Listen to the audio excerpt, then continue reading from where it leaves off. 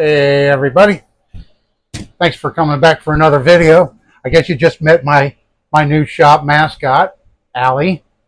This is Allie. Isn't she cute? She is just the cutest little thing. That's Allie. Her new home right up here in her bed. Okay. Yeah, so as promised, uh, I got a mascot for the shop. It seems like all you other knife guys out there, a lot of you that I watch, have mascots, which I think is a pretty cool idea. So I decided to jump on the bandwagon and and get in with all you guys and get a shop mascot. So there's my shop mascot, Allie. Okay.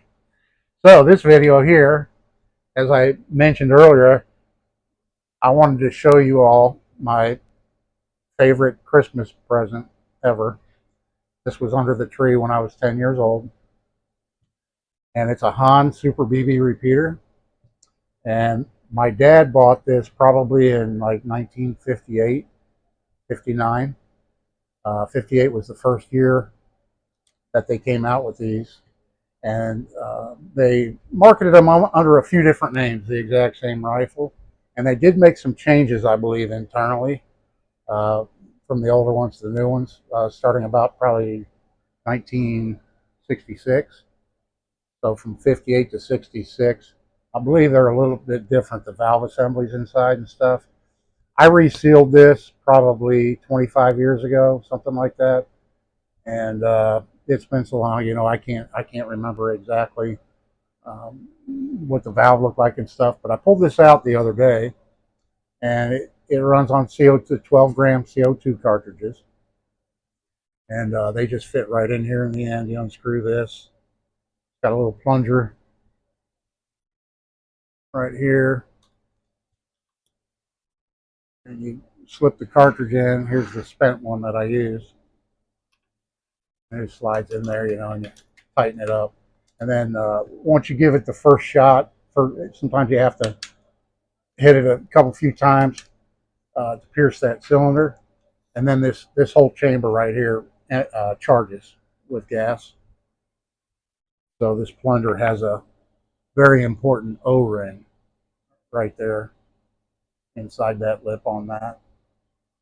And when I resealed this, I replaced that O-ring and a number of other seals inside, which I believe were all O-rings. I didn't buy any parts for it. Not that there might not have been an avenue to buy parts. A lot of Crossmans, there's a lot of guys out there that specialize in Crossmans, and they sell complete valve assemblies, so you can just swap out your whole valve assembly, or you could get just the valve, or various parts, whatever part you might need.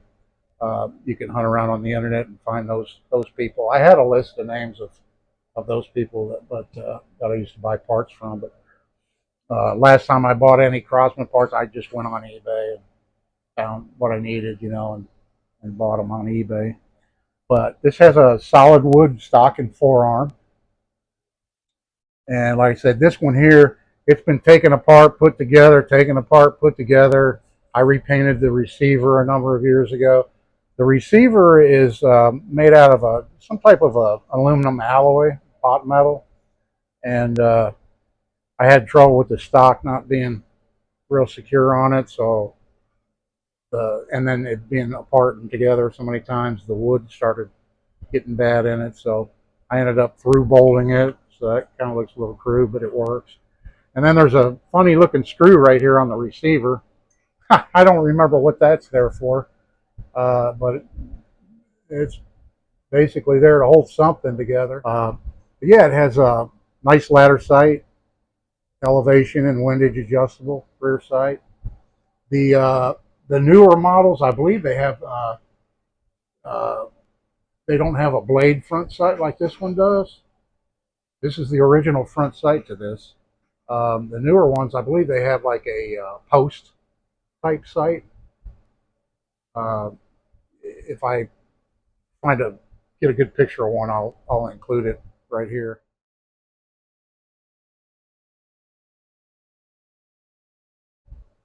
in the video. But There's there's no plastic on this anywhere, um, with the exception of that. I replaced that. That looks like it's plastic. The rear sight elevator piece. I might have a metal one around. I probably lost the original, and I've just put a plastic one in there. But that's probably the only piece of plastic on it. When I was a kid, I made a brass stud for like a cutie sling swivel, or I had a something else in there, and I had a leather thong on it. I used as a sling for it when I was a kid, packing it through the woods when I went out hunting. This wasn't factory. Uh, I took a closer look at this. I don't even know when I made that, but that's stacked leather butt pad with some brass screws holding it on that I made years ago. Made a leather, it doesn't give you don't need any cush. There's no recoil on this thing. But there it's cocked. It's a fast shooter. So I put a cylinder in it a couple of days ago, and to try it out because I figured for sure the seals were bad, and it actually worked. It actually got some BBs through it. The magazine's right here, and you just pull this little spring up, and that retains it right here. And then right here, this little hole is where you load them. It holds 30 BBs. I'll drop some. These are Daisy zinc match BBs. I'm putting in it right here. Drop a few of those in. And you kind of line them up on the. That's what I used to do when I was a kid. I just line them up on the rail and then just drop them in like that. Oh, you watch, they go everywhere. You have to be careful, they go everywhere. Put enough in there to where it gets up to where you can see it. Starting to get full. There we go. There we go. And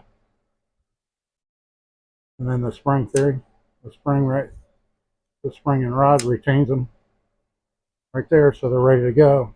And then when you cock it, right in here, if you can see in that little hole right there. Now, if these were regular copperhead BBs, you'd be able to see it better because it would be a contrasting color. But that little dot, that's your load indicator to see, so you can see that it picked up a BB, and then it's ready to go if it was charged, with the cylinder. But anyway, yeah, that's it. So, like I said, they marketed these under a few different names. Originally, these were just Hahn Super BB repeaters out of Fairport, New York. And Hahn was the name of the president of Crosman at the time, from what I understand. And they were already into the air guns, and I've got some even older Crosmans I can show you in future videos. But he didn't want to associate the Crosman name with BB guns because he felt like BB guns were just toys for kids, and he wanted to be more into the adult air gun type market. So he marketed these under the Hahn Manufacturing Corporation name, and then when he found out that there was a big following for these, he switched it and started marking the receivers with Crosman 166. So I'm not sure the last year of Hahn. It might have been just the first few years, 58, to 60 or something like that, 61. I printed off the internet. While I'm on the subject, Sears also sold these, and it was a J.C. Higgins model. I wrote the model number down.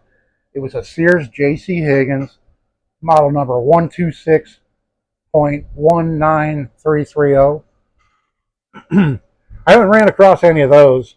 I used to go to the International Airgun Expo every year with my dad years ago, and I haven't been in years and years. But I never did see one of the one like this or the J.C. Higgins.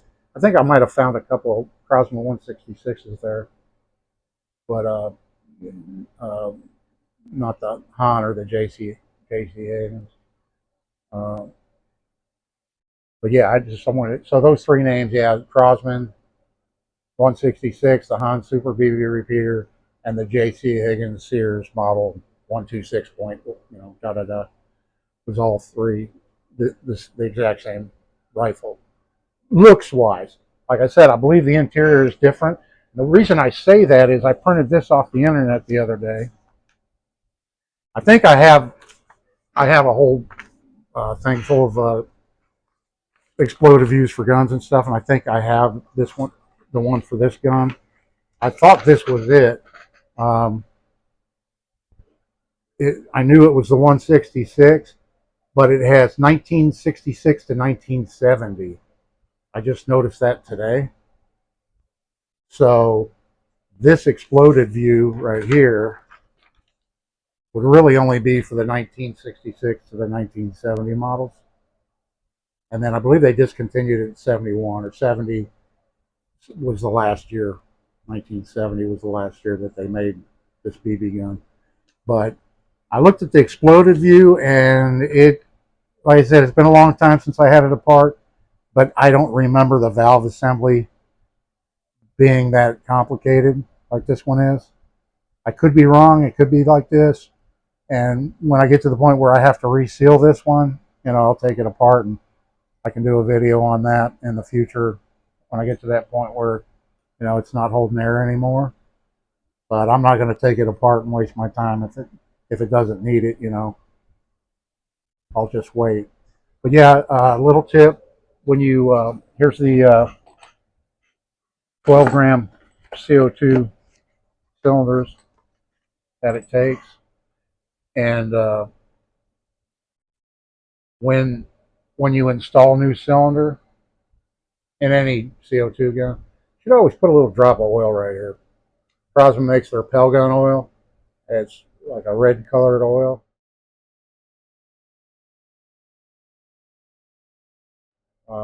I ran out of it, but when I loaded this the other day, I just used some Beam and chamber oil, put a drop of that on there.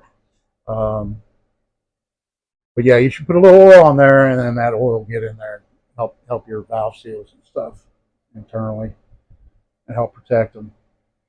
And then last but not least,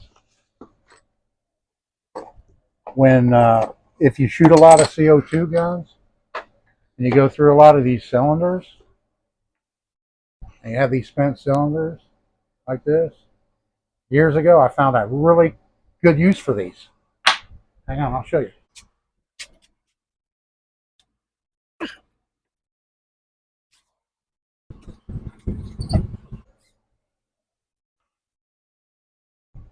File handles.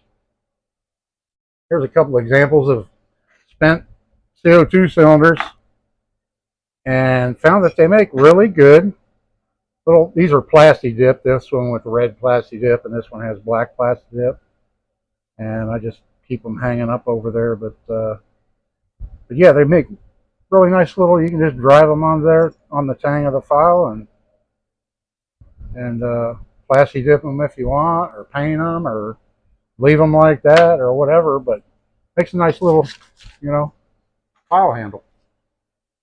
Waste not, want not. You know what I mean? So yeah, hope you appreciated the video. Seeing my favorite Christmas present ever, my old Hahn Super BB repeater. Love it. It never was very accurate. It always shot high and to the right, no matter how you adjusted the sights. And I think the barrel might be a little bit warped. I'm not sure, but the same. I love it just the same. And I've got some more BB gun videos coming up. I'm anxious to show you guys. So come on back for the next one. This is Dave. See you in the next one.